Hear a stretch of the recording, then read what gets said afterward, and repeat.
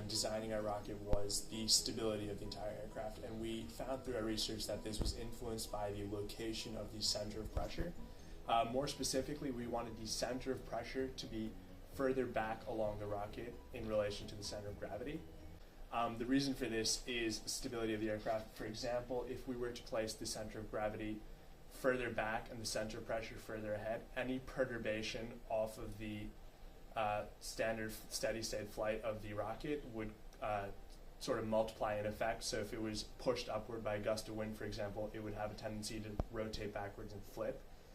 Whereas if we were to place the center of gravity ahead of the center of pressure, the moments sort of cancel out and we've got a net neutral flight. The way we figured out the location of the center of pressure was quite simply by taking a 2D projection of the rocket. So for example, I projected the rocket onto a piece of cardboard, and then we were able to find the center mass of that piece of cardboard, and that was going to be the center of pressure of the rocket. For the center of gravity, we very simply just hung the rocket on a string and moved the string forward and backwards, and wherever it balanced obviously was the center of gravity. So before we flew, we just made sure that the center of pressure was going to be a little bit behind, and we found that it was like 6.9 inches from the back of the rocket, and the center of gravity was 7.9 inches. So we knew we'd have a stable rocket that wasn't like flipping over. In order to determine the propulsion of the rocket, we wanted to find a thrust profile, which would be the thrust force over time as the rocket is launching. We did some initial research and found some equations that relate thrust force to pressure and the air pressure to the volume.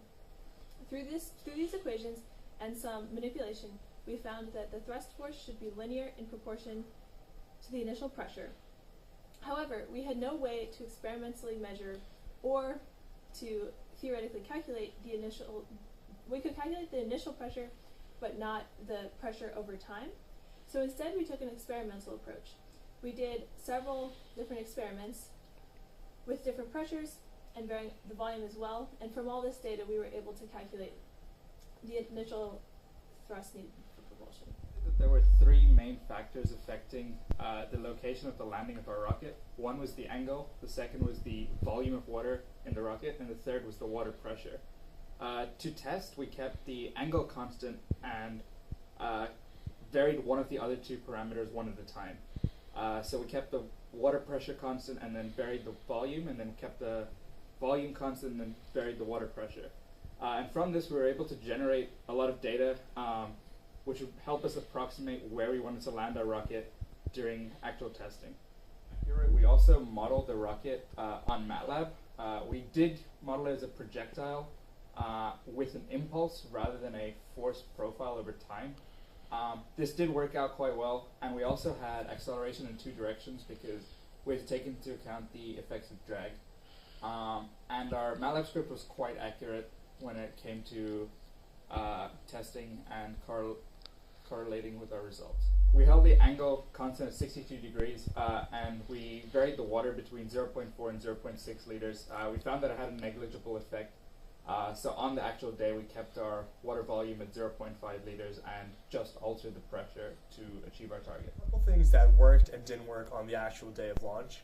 The first thing that did work was the flight of the rocket was pretty stable. When we launched it, it did sort of fly in a smooth arc, which showed that our calculations about the center of pressure and center of gravity were done correctly and that we did achieve stable flight. The goal was to hit a target 20 yards away from the launch site, and our rocket ended up hitting 38 feet away from the actual target.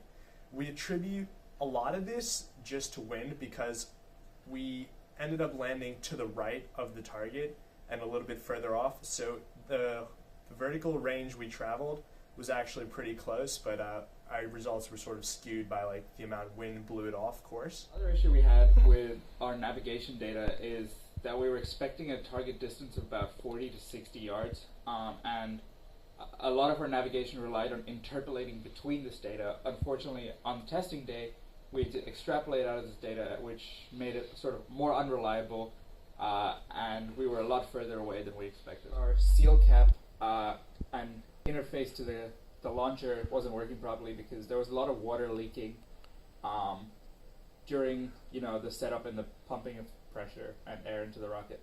There are a few improvements that we would make if we were to redo this project. First, we would want to take more data points in a wider range and also under different environmental conditions.